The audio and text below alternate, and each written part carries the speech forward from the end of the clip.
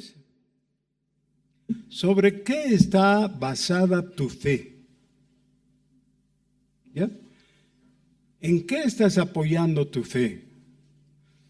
Y algunas personas van a tener que reconocer que su fe está apoyada en cierta tradición. ¿Sí? Es el caso tuyo. Algunas otras personas dejan su fe casi como un volantín, ¿no? Que está ahí, pero ni se atreven a decir sobre qué exactamente. Si le haces una pregunta sobre el futuro, por ejemplo, ¿qué va a pasar después que mueras? Dicen, solo Dios sabe. Sí, Dios sabe, pero están confesando que ellos no saben. Ok. Si tuvieras que decirle a la persona de al lado una respuesta concreta, ¿qué le dirías? ¿Sobre qué está apoyada tu fe? Hemos comenzado una serie de sermones para responder a la pregunta o al cuestionamiento de las circunstancias actuales. En nuestros días se está librando una guerra en el Oriente Medio. Israel, apoyado por los Estados Unidos, está en guerra contra Irán. Pero hay una situación muy candente porque hay peligro de que otros países se metan en la lucha y esto se extienda y el mundo completo se vea en una conflagración bélica que no quisiéramos, ¿no es cierto? Ya estamos viviendo las consecuencias de esa guerra con el alza de precios en el petróleo y eso es solamente el atisbo de lo que va a venir después. Eso ha llevado a algunas personas en el ambiente evangélico a definir su corazón en favor de Israel. Y hay iglesias que han dedicado mucho tiempo y energías para organizar vigilias y recaudaciones y todo en favor de Israel, porque suponen que al fin de cuentas Israel es el pueblo de Dios. Así que hace como 21 días hemos comenzado observando qué es lo que la Biblia habla de eso. El cristianismo es simplemente una extensión de la religión de Israel. Algunos identifican eso con el sionismo. El sionismo es una doctrina, es una enseñanza, una posición que pone en el centro de todo a Israel y ahora al Estado, al nuevo Estado de Israel. Bueno, a veces cuando se le da un tinte romántico al asunto, uno podría simpatizar, especialmente después de la Segunda Guerra Mundial, cuando ha habido el Holocausto y todo eso. Pero necesitamos, antes de dejarnos llevar por ciertas simpatías, preguntarnos qué es lo que nos dice la palabra de Dios.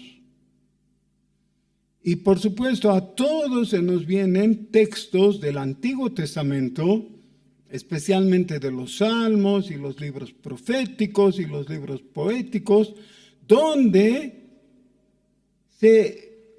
Dios se compromete con Israel y dice que la va a exaltar. Le dice a Israel, tú eres mi pueblo, tú eres una nación especial y todo eso. Entonces se lee eso sin filtro y se aplica a la situación actual. ¿Ya? Como que esas promesas son válidas incondicionalmente. Cuando digo sin filtro, seguramente algunos se preguntan, bueno, ¿y qué filtro se podría usar? ¿No? El filtro del Nuevo Testamento. Nosotros somos cristianos porque creemos en Jesucristo.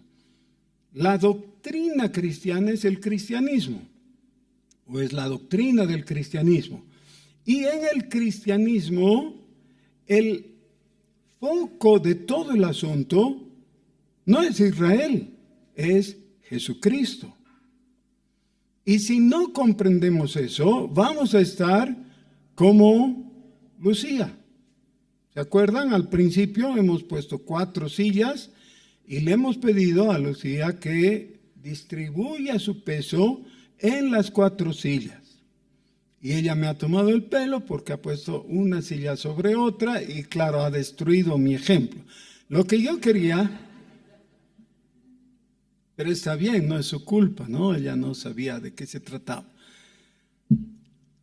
Pero cuando uno trata de apoyarse en una silla o en cualquier otro objeto y en otro similar, ¿qué es lo que está haciendo? ¿Qué podría haber pasado con las sillas? Que yo esperaba que pase realmente para que me sirva de ejemplo.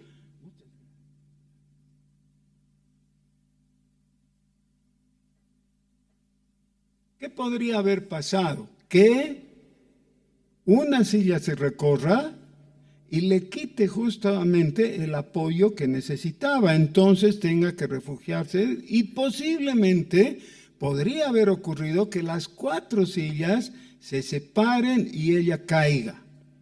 José María estaba aquí adelante y yo le recomendé que cuide la cabecita de Lucía porque no queríamos que se golpee, ¿no? Pero podría haberse caído. ¿Ya? ¿Por qué? Apoyarse en 4 sillas no es lo mismo que la seguridad que te brinda cuando todo tu peso está en una sola silla. Ahora todos ustedes están sentados habiendo depositado todo su peso sobre una silla. ¿Una silla les puede sostener? Perfectamente. ¿Pero 2? Puede, pero es más difícil. Especialmente si, por ejemplo, queremos echarnos sobre 2 sillas. Alguna vez yo me he echado en 4 de estas sillas azules y he dormido ahí, porque es bien cómodo, confortable. Sí, pero estaban alineadas.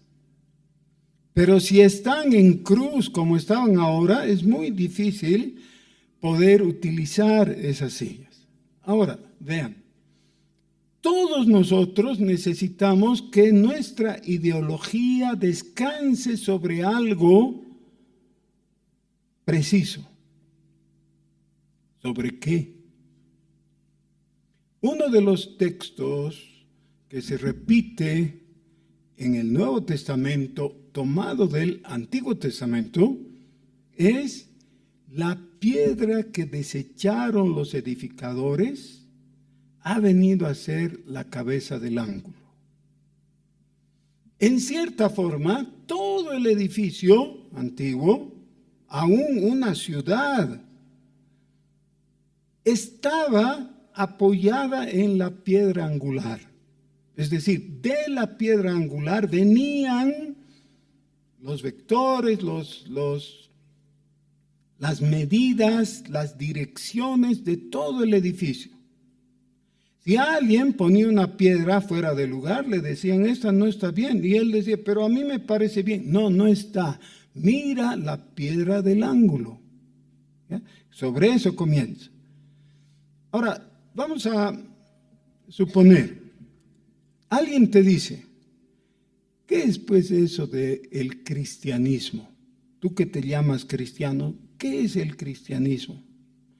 Y tú le dices, ¿has oído alguna vez de ese poeta dinamarqués apellidado Christensen? Pero se acuerdan, ¿no? Es el autor de ¿qué? El patito feo. Es un cuentito infantil. Alrededor de ese cuentito, toda la cultura danesa se ha establecido. Si ustedes van a Copenhague, por ejemplo, ahí el monumento más importante es del Patito Feo. ¿Ya? Porque han desarrollado los vikingos, ¿no? Toda su época civilizada sobre ese cuento, sobre la enseñanza del cuento del Patito Feo. Entonces, tú me preguntas, ¿y qué es pues eso del cristianismo? Y yo te cuento el Patito Feo. ¿Le viene? No le viene. No le viene.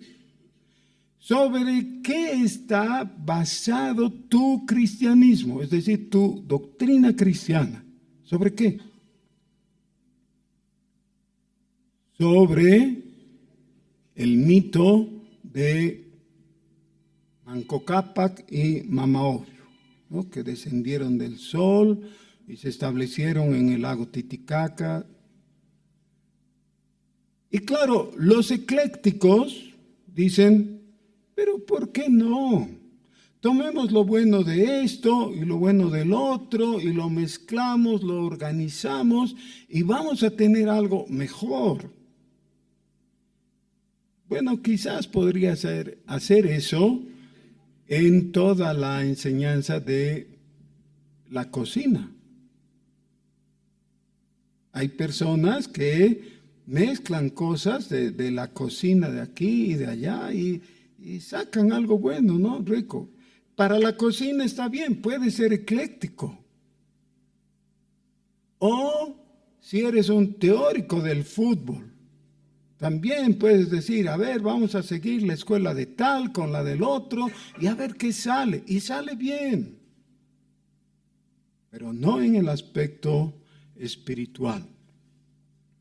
En el aspecto espiritual necesitas una silla y necesitas estar bien sentado sobre esa silla y nada más.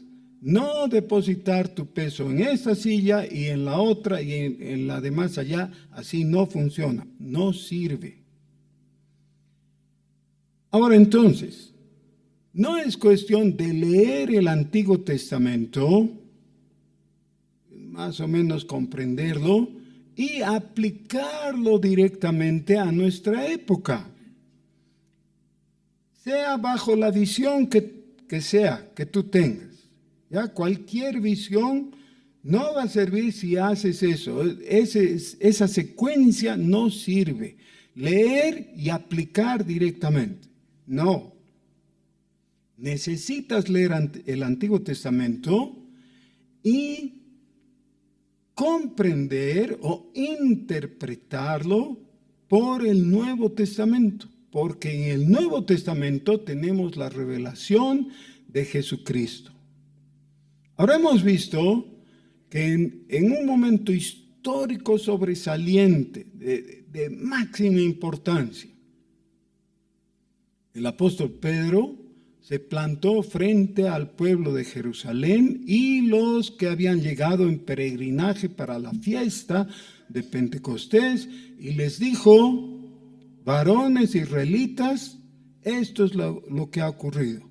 La profecía de Joel, o sea, Antiguo Testamento, ahora se ha cumplido.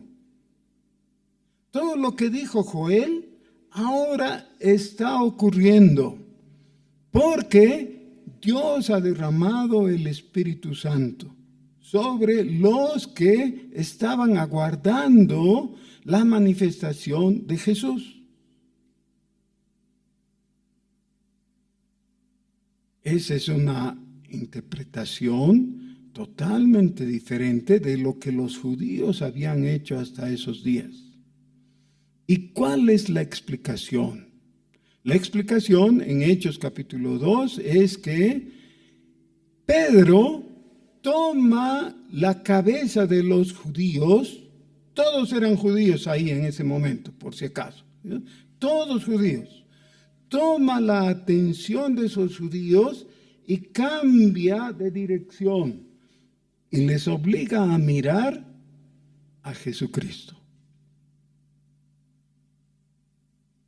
Un poco más tarde, después de esa curación del cojo en la puerta del templo, nuevamente Pedro hace lo mismo. Les dice: varones hermanos, ¿por qué se quedan tan asombrados mirándonos a nosotros como si en nosotros estuviera la explicación de el por qué este hombre, que todos ustedes sabían que era cojo de nacimiento, ahora está caminando bien? ¿Creen que en nosotros está la explicación? No. En el nombre de Jesucristo, este hombre ha sido sanado. Y esa es la explicación. Y a partir de ello, el apóstol Pedro da toda una explicación, una presentación del Señor Jesús. Hemos invertido 2 domingos en ese asunto. Pero ahora vamos a ir un paso más adelante, así que les ruego que abran sus Biblias en el libro de los Hechos y vemos el final del capítulo 3. ¿A quién les está hablando Pedro? Versículo 25. Les dice: vosotros sois los hijos de los profetas y del pacto que Dios hizo con nuestros padres, diciendo a Abraham: en tu simiente serán benditas todas las familias de la tierra. A vosotros primeramente Dios, habiendo levantado a su Hijo, lo envió para que os bendijese, a fin de que cada uno se convierta de su maldad, para que no quepan dudas o hilos sueltos. ¿A quién está hablando Pedro? A los judíos. Les dice: ustedes son los hijos de los profetas. No está hablando a gentiles. No está hablando a un auditorio mixto, es decir, judíos y gentiles. Está hablando a los judíos. Todos ellos eran judíos. Otra vez estoy haciendo la aclaración. Les dice: ustedes son los hijos de los profetas. Pero luego les muestra cuál es la dirección correcta. Les dice: miren, esta ha sido la promesa a Abraham. En tu simiente serán benditas, ¿quién? Todas las familias de la tierra. Ahora la dirección ha cambiado de forma diametral. De tener la exclusividad los judíos, pasa a ser algo universal. Todas las familias de la tierra. Entonces, a vosotros primeramente, pero no exclusivamente, sino primeramente, Dios, habiendo levantado a su Hijo, lo envió para que os bendijese, a fin de que cada uno se convierta de su maldad. Y entramos al capítulo 4. Hablando ellos al pueblo, vinieron sobre ellos los sacerdotes con el jefe de la guardia del templo y los saduceos. Por favor, no lean como si fuera igual fariseos y saduceos. Son 2 sectas diferentes. Los saduceos eran la secta de donde provenían los sacerdotes. Los fariseos eran la secta que gobernaba las sinagogas. Son 2 entidades, 2 grupos diferentes. Dice que estos saduceos, versículo 2, estaban resentidos de que enseñasen al pueblo y anunciasen en Jesús la resurrección de entre los muertos. ¿Por qué se enojaron de que los apóstoles enseñen la resurrección de entre los muertos? Ellos eran contrarios a esa doctrina y calificaban esa doctrina como de los fariseos. Significa, los fariseos sí creían en la resurrección de los muertos. Los saduceos la rechazaban. Eso está muy claro en los evangelios sinópticos. Dice: y les echaron mano y los pusieron en la cárcel hasta el día siguiente, porque era ya tarde. Pero muchos de los que habían oído la palabra creyeron, y el número de los varones era como 5,000. Aconteció al día siguiente que se reunieron en Jerusalén los gobernantes, los ancianos y los escribas, y el sumo sacerdote Anás y Caifás y Juan y Alejandro y todos los que eran de la familia de los sumos sacerdotes.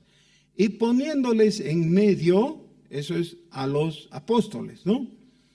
Poniéndoles en medio, les preguntaron: ¿con qué potestad o en qué nombre habéis hecho vosotros esto? Ahora, los saduceos actúan como saduceos. Ya en Mateo capítulo 21 han actuado de esa manera. Bueno, en el 20 inicialmente y pasa al 21. Era con el Señor Jesús. Jesús ha hecho un estropicio en el templo y ellos van y le dicen: ¿con qué autoridad haces esto? Porque ellos se sentían dueños, poseedores y gobernantes del templo. Era su templo.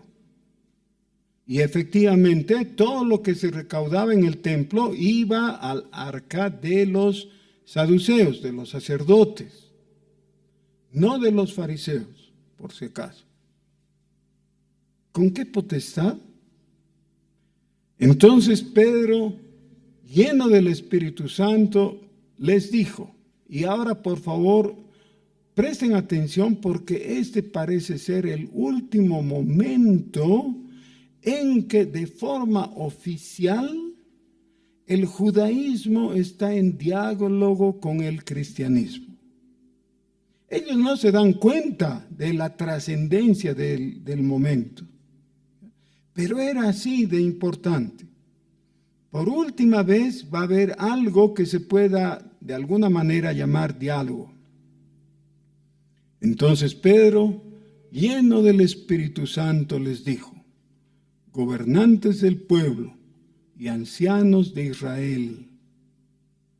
Por favor, noten, no hay ni una palabra aquí que esté de más o que esté por adorno, algo. Exactamente sabe a quién se está dirigiendo, está hablando al pueblo, pero a través de sus gobernantes, los ancianos de Israel. Y explica: puesto que hoy se nos interroga acerca del beneficio hecho a un hombre enfermo, de qué manera éste haya sido sanado, sea notorio a todos vosotros y a todo el pueblo de Israel que en el nombre de Jesucristo de Nazaret, a quien vosotros crucificasteis y a quien Dios resucitó de los muertos, por él este hombre está en vuestra presencia sano. Y ahora viene este versículo que ya hemos mencionado, que se encuentra en el Salmo 118 de forma profética. Este Jesús es la piedra reprobada por vosotros los edificadores, la cual ha venido a ser cabeza del ángulo. ¿Qué han preguntado ellos? ¿Con qué autoridad vienen ustedes y hablan? ¿Cuál es la respuesta? En el nombre de Jesucristo de Nazaret. ¿Y cuál es la evidencia? Sí, miren al que era cojo, ¿cómo está? Está sano. Más adelante, el apóstol Pablo en 1 Corintios dice: los judíos piden señales, los griegos piden sabiduría. Y cada uno tiene su requerimiento para poder aceptar la propuesta del cristianismo. ¿Y cuál es la propuesta del cristianismo? Jesucristo. Eso es. Él es la explicación, Él es la razón. Y aquí viene este glorioso versículo 12, que si tú no lo sabes de memoria, debieras empezar a comerte las uñas hasta los codos. Ya, no puedes no saber. Así que ahora el que no sepa no sale, ya se queda hasta las 3 de la tarde, no sé. Todos vamos a memorizar. Hechos, capítulo 4, versículo 12. Y en ningún otro hay salvación, porque no hay otro nombre bajo el cielo dado a los hombres en que podamos ser salvos. A ver, Hechos 4, 12. Y en ningún otro hay salvación, porque no hay otro nombre bajo el cielo dado a los hombres en que podamos ser salvos. Vamos a aprender por líneas, ¿ya? Para que no se canse. Hechos 4:12. Y en ningún otro hay salvación. ¿Ya? ¿Podemos memorizar eso? Ya, okay. Hechos 4:12. Y en ningún otro hay salvación. Dieguito. Eso es, Hechos 4:12. Sandrita. Eso es. Miren, Satanás es el rey de la confusión. Le encanta confundir y dejar las cosas dentro de una nube de polvo que no sabes qué. ¿Han viajado alguna vez por un camino muy terroso, muy lleno de polvo así? Pasa un carro delante de ustedes y deja una nube de polvo. ¿Ya? No sabes. Si hay una curva, ignoras la curva y te sales del camino. Satanás quiere eso, que pierdas el camino, que pierdas la senda por la confusión que él levanta. Y entonces, si Dios trae una propuesta para tu salvación, Satanás, sabiendo que no puede contradecir a Dios, te dice, sí, está bien, pero ese es un camino. Hay otros también.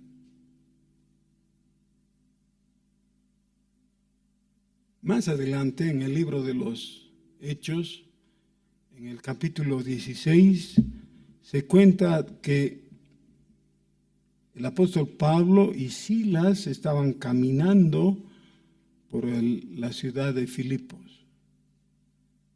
Y ahí encontraron una muchacha, una chica que tenía espíritu de adivinación y que se puso a caminar delante de ellos y decía, estos varones anuncian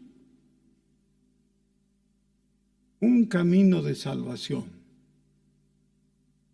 Infelizmente, en la Reina Valera han traducido mal, han traducido el camino de salvación. Si la chica hubiera anunciado el camino de salvación, estaría bien, pero no dicen eso. En el original dice un camino de salvación.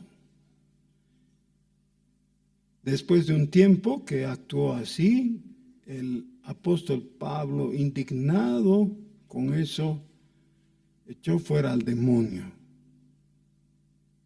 Porque algo peor que negar que Jesús es el camino de salvación, es decir, que es un camino de salvación. Es decir, uno entre muchos. Jesús no es uno entre muchos, es el único. Él es el camino. Aquí también esto tiene que quedar muy bien, porque la primera línea de Hechos 4:12 dice, y en ningún otro hay salvación. Nos vamos a hacer los tontos, ¿ya? Y entonces, ¿en quién más hay salvación? Si insistimos en la pregunta, ¿en quién más hay salvación? Realmente estamos haciendo el papel de tontos, porque ya el texto claramente está diciendo que no hay salvación en ningún otro. Ok, segunda línea.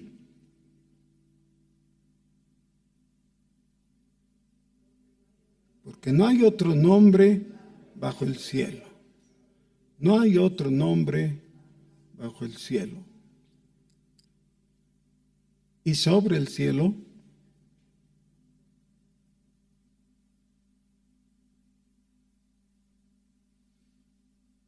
el Señor Jesús es Dios. Ya antes de nacer, siglos antes de nacer, fue nombrado con una diversidad de nombres. Por ejemplo, Isaías nos informa que uno de sus nombres es admirable. ¿Él era admirable desde que nació? No. Es admirable desde la eternidad. Él es el admirable. Y así tiene otros nombres en los cielos. Pero cuando Él se hizo hombre, se hizo como uno de nosotros, recibió un nombre. Miren, esto es muy importante. Porque dice que en Filipenses capítulo 2, que a Él le fue dado un nombre que es sobre todo nombre. ¿Cuál es ese nombre sobre todo nombre? Jesús. Jesús.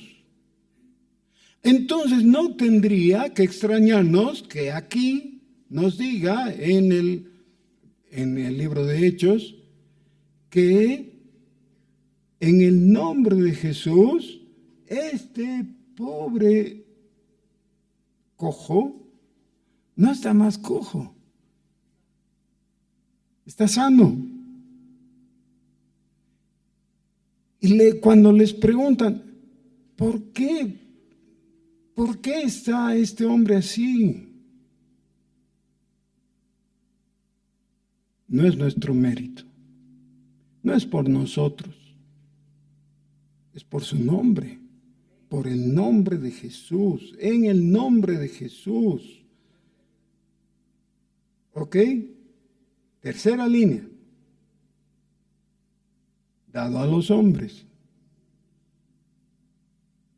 No quiere decir que hay otros nombres que son dados a los animales o... No es eso. Está diciendo que los únicos que reciben la revelación del nombre de Jesús son los otros humanos, porque los humanos somos los que necesitamos salvación. Dios no comunica lo que no necesitan saber los demás seres.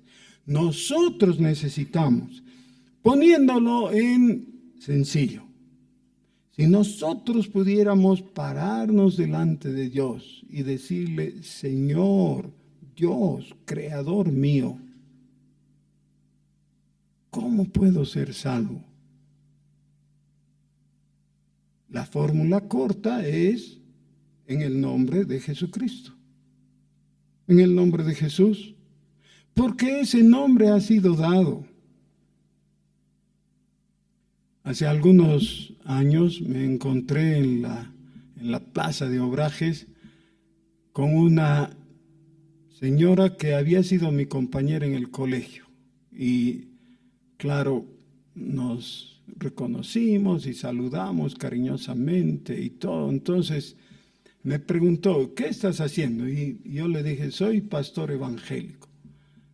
Ah, qué interesante. ¿Y qué has estudiado? Sí, he estudiado teología en un seminario. ¿Y qué estudian en el seminario? Entonces le expliqué brevemente, ¿no? Esto es lo que se estudia. Ah, sí. ¿Y has estudiado religiones comparadas? Nunca había estudiado eso. Le dije, no. Ah, entonces no sabes de qué hablas.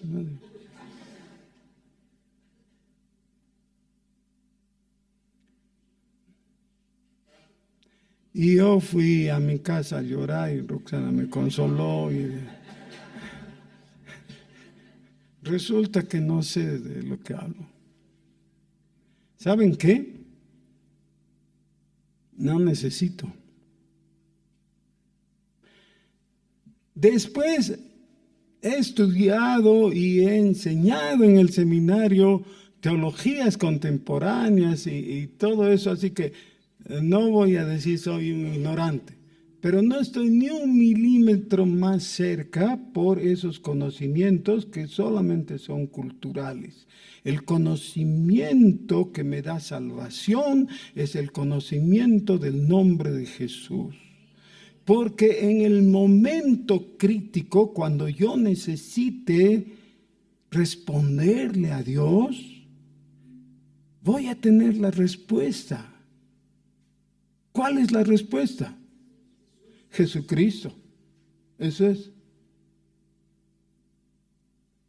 Dios me va a decir, ¿qué te crees? ¿Por qué crees que yo te voy a recibir? Y yo, sin altanería, con humildad, pero con certeza le voy a decir, porque te creí a ti, Señor. Tú me dijiste, Jesús. Así que ahora cuando tú me preguntas, yo te digo, Jesús, yo creí. Eso es, porque no hay otro nombre en el que podamos ser salvos. Ese es el nombre que nos has dado a todos los hombres. Hechos 4:12. Porque en ningún otro y en ningún otro hay salvación. Porque no hay otro nombre debajo del cielo dado a los hombres en el que podamos ser salvos. Algunos de ustedes que están aquí han dejado a su marido o a su esposa o a su hijo o alguien cercano en la casa. ¿Sí? Algunos de ustedes. Al volver, le van a dar un besito. Y le van a decir, antes que me digas nada, quiero decirte algo que no puedo dejar de decirte, no puedo callar, tienes que escuchar. Y si no te escucha, le agarras las orejas y le obligas a poner sus ojos en los tuyos y que te escuche. ¿Y qué le vas a decir? En ningún otro hay salvación.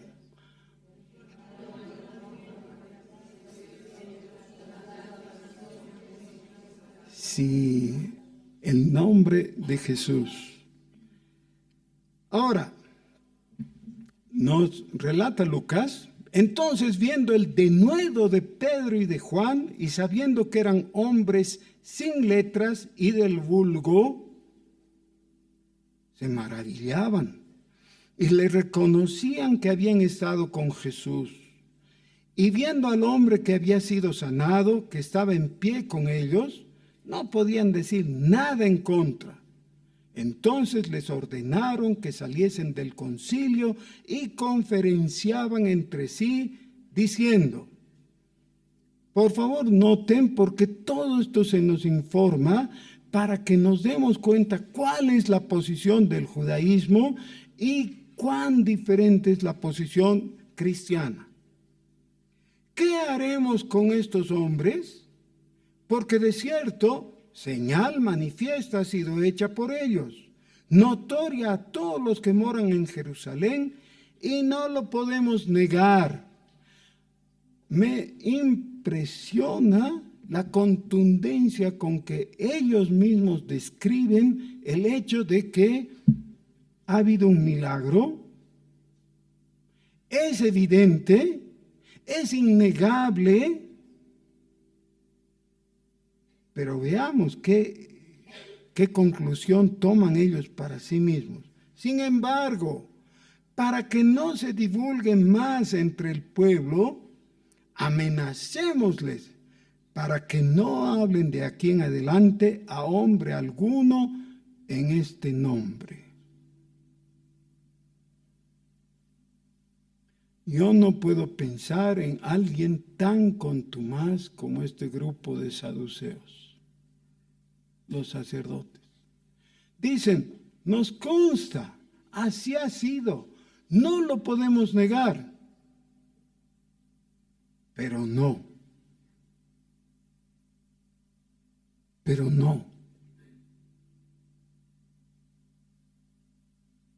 ¿Cómo pueden haber llegado a ese punto de dureza de corazón? Bueno, si queremos ver toda esa transición, solamente necesitamos leer con atención los evangelios. En los evangelios, una y otra vez, el Señor Jesús habló con los fariseos, con los saduceos, y con cada uno de esos grupos, y les mostró que las escrituras estaban dirigidas a Él. En cierta ocasión, el Señor Jesús entró a la sinagoga de Capernaum. Había un hombre con la mano seca. Los fariseos, no los saduceos, los fariseos, estaban ahí atentos a qué iba a hacer Jesús con ese hombre. ¿Qué va a hacer? Entonces el Señor Jesús quiso aprovechar la situación y de una vez romper lanzas. Y le pidió al hombre de la mano seca que se ponga al centro. Y les hizo una pregunta a los fariseos, dirigentes de la sinagoga. En día de reposo, o sea, en sábado, ¿es lícito hacer el bien o hacer el mal? Y claro, la pregunta es tan infantil, la respuesta hasta vergüenza darla, ¿no es cierto? Porque todos saben, hay que hacer el bien. Pero les pregunta eso para que se den cuenta que la posición de ellos era para el mal, para obstaculizar el beneficio que ese hombre desgraciado, un hombre con la mano seca en una sociedad donde el 90 y pico % trabajaba manualmente. Dense cuenta, qué drama, ¿no? Y ellos rechazan en su corazón. Entonces el Señor le manda al hombre que extienda la mano y queda sano. ¿Y qué tendría que haber pasado ahí? Ellos tendrían que haber caído de rodillas delante de Jesús y decir, vemos que tienes el poder de Dios, que cuando tú le mandas el enfermo queda sano y no hay nada que pueda hacerse en contra. Tú eres el Mesías. Miren, ellos tenían todo el conocimiento por el Antiguo Testamento para decir, tú eres el Mesías. Pero no hacen eso. ¿Saben qué hacen? Deciden matar a Jesús. A ver, vamos a tratar de dialogar ya con esta gente. ¿Ustedes quiénes son? Y ellos dicen, somos los fariseos de la sinagoga de Capernaum. ¿Y qué están tratando? ¿Qué están tramando hacer?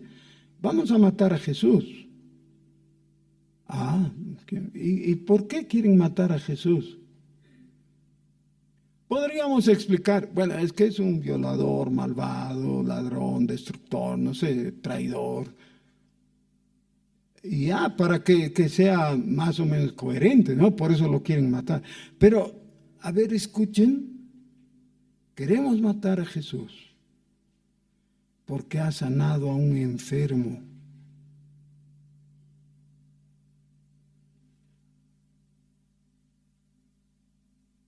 ¿No les da vergüenza de ser humanos? Así somos. Qué pena, qué vergüenza. vamos a matar. Tenía razón Pedro cuando les dijo, ustedes han matado al autor de la vida.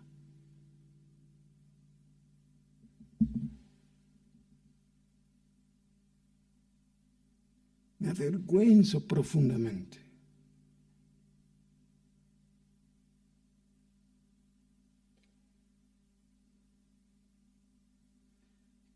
Sin embargo, para que no se divulgue más entre el pueblo, amenacémosles para que no hablen de aquí en adelante a hombre alguno en este nombre. Y llamándolos, les intimaron que en ninguna manera hablasen ni enseñasen en el nombre de Jesús. Esa es la conclusión del judaísmo. Ahora mismo, dicen algunos que han estado ahí, que el lugar más difícil de predicar el evangelio es el actual Israel. La ciudad de Jerusalén es la más que Afganistán, más que el Irak, que todos esos países, es Jerusalén. Todavía su corazón está cerrado en contra de Jesús. Así que, dice, llamándoles, les intimaron que en ninguna manera hablasen ni enseñasen en el nombre de Jesús. Mas Pedro y Juan respondieron diciendo, juzgad si es justo delante de Dios obedecer a vosotros antes que a Dios. ¿Qué les había ordenado el Señor Jesús, que es Dios? Vayan y prediquen el evangelio. Porque no podemos dejar de decir lo que hemos visto y oído. Antes han hecho, nosotros somos testigos. Sí, ¿qué hace el testigo? Dice lo que ha visto y oído. Ellos entonces les amenazaron y les soltaron, y no hallando ningún modo de castigarles por causa del pueblo, porque todos glorificaban a Dios por lo que se había hecho, ya que el hombre en quien se había hecho este milagro de sanidad tenía más de 40 años. Es decir, era un cojo de nacimiento con más de 40 años. En lo razonable no tendría que haberse sanado de inmediato, pero Jesús lo sanó. Hermanos, a lo que estoy tratando de llegar y que ojalá lo tomemos en serio. Si eres cristiano, eres una persona sentada en una silla.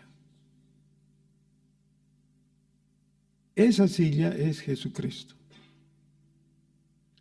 No puedes utilizar otras, no puedes compartir, no puedes mezclar. Ese es un error muy grande. Toda tu confianza tiene que estar puesta solo en Jesús. Y tu adhesión tiene que ser solo para Jesús.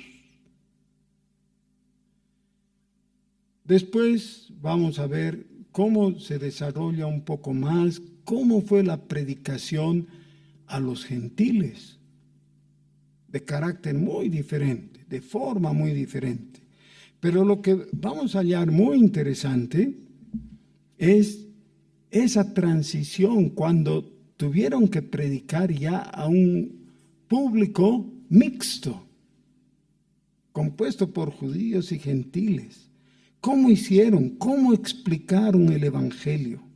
¿Y cómo explicaron el evangelio a gentiles que jamás habían escuchado nada ni del judaísmo ni del Señor Jesús? Pero ahora, si hay algo que debemos guardar en nuestro corazón, es necesario definir nuestros corazones. O estás en Cristo o estás en condenación. O estás con la luz o estás con las tinieblas. Esas serían las palabras de Juan. O siguiendo al mismo Juan, el que tiene al Hijo tiene la vida. El que no tiene al Hijo, sí, así de rotundo, no tiene la vida. Si no tienes al Hijo, este es el momento en que doblegues tu corazón, que lo abras y que reconozcas a Jesús en su deidad, que reconozcas al hombre Jesús en su mesianidad.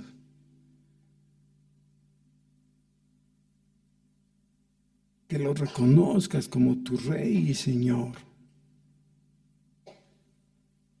Nada tibio, nada intermedio, nada tenue. Que puedas decir, yo soy de Jesucristo. ¿Lo hacemos? Oremos. Señor, nosotros queremos reconocer delante de ti que no somos mejores que los fariseos, ni los saduceos, ni ninguno de esos grupos del judaísmo. No somos mejores que nadie. Y aún así tú has tenido la bondad de poner tus ojos en nosotros para salvación, para tener misericordia. Gloria a ti, Señor. Bendito sea el nombre de Jesús, porque en ese nombre hemos encontrado salvación para siempre. Te alabamos, Señor. Bendecimos el nombre de nuestro Salvador, Jesucristo. Amén.